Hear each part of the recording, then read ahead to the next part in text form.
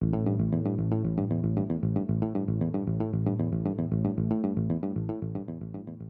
I'm Derek Stiles with the City of Enid Public Relations Department, and here today with me I have U.S. Senator Jim Inhofe. Thank you, Senator. It's nice to be here with you right. and with the rest of the group here, honoring one of our local people who was a law enforcement guy his whole life, and he lost his life this way. It's the highest domestic honor you can give someone in law enforcement. And he goes across the board. I mean, he was United States Navy, his whole family was. He's law enforcement on the ground here. And he actually did, while he didn't lose his life exactly at the time that he was involved in his law enforcement, it happened right after that as a result of that. So he's one that is deserving of attention, and I thought, I wanted to come out here and participate in his celebration. Okay, very good. Now we know you're off for a couple of weeks for the Easter break. What do you hope to achieve in Oklahoma? Well, I just came, I was a speaker at noon at the Broken Arrow Chamber of Commerce, and I will be tomorrow doing the same thing in Oklahoma City, and I'm around the state. Now, this isn't so unusual because of my activity in the Armed Services Committee. I'm somewhere where, I just got back from Ukraine, where our Oklahoma 45th is there teaching the Ukrainians how to teach themselves. And so for about every fifth weekend, I'm over somewhere like Afghanistan or someplace. The rest of the time, I'm back here in Oklahoma, getting one of my little airplanes, and I'm all over the state. So it's not unusual to be here. It's just for a longer period of time right now. Okay.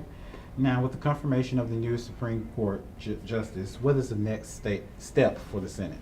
Well, first of all, you can't brush over that too quick because Judge George, he's an amazing person. Not just his academic background and all that, but someone who has done the right thing. This is an example. Hobby Lobby had that problem. And Hobby Lobby, I knew the Green family who started Hobby Lobby way back when they were working out of their garage, and now it's the largest arts and craft corporation in the world, not just in America.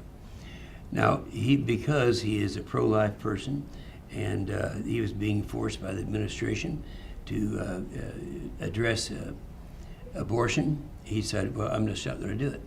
And so he defied the Supreme Court, and he risked millions and millions of dollars. And one of the judges who agreed with him was the same judge who is now the newest addition, as of a few minutes ago, to the United States Supreme Court. So I just think the world, when I think about the 5-4 decisions of the United States Supreme Court and how precarious things are in terms of the Second Amendment rights, gun owners' rights, all of this could have been goodbye with the wrong person to break that 5-4 dimension. So he's a great guy. Now, what should have happened before is when they're putting together a health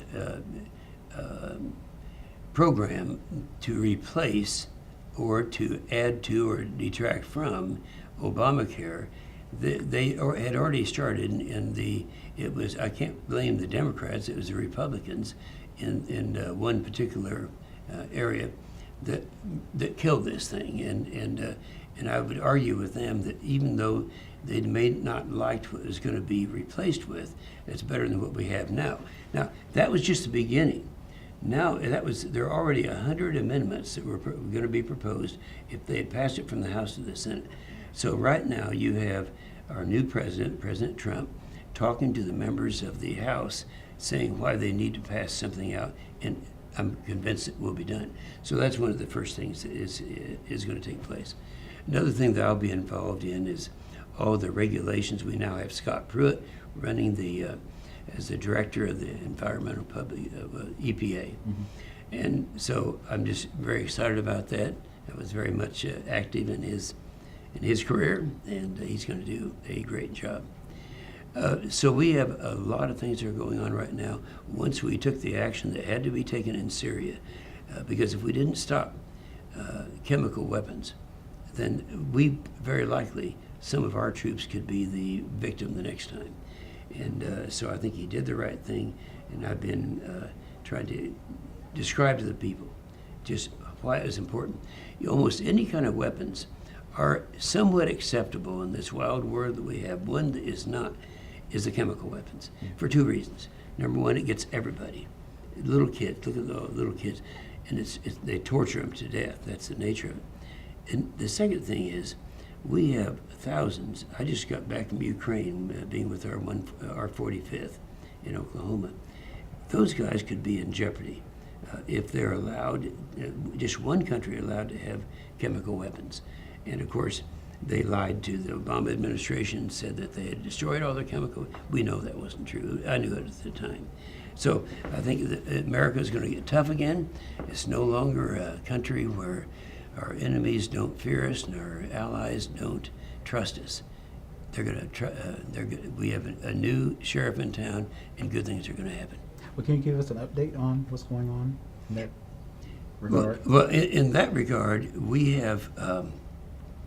That is done. The question that most people ask now: what is Russia going to do as a result of it, and what is Syria going to do? Well, Syria, they're back deciding what they want to do. Now, their decision is a little tougher now than it was because they know that we have a president is not going to tolerate it. Now we have a whole free world. Did you know that the whole free world has rallied behind President Trump in his actions that he took in Syria? Because they know that they are threatened. And so that's what's happening now. Russia, I'm not worried about. People say, yes, Russia is an ally of Syria.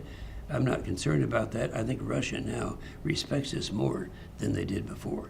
And they know that this is something that when you get the entire free world saying the same thing under the leadership, in this case of the United States and our president, then that puts them in a position, Russia, in a position where they're going to have to start looking very carefully, knowing that they don't need to have us as an enemy. Okay.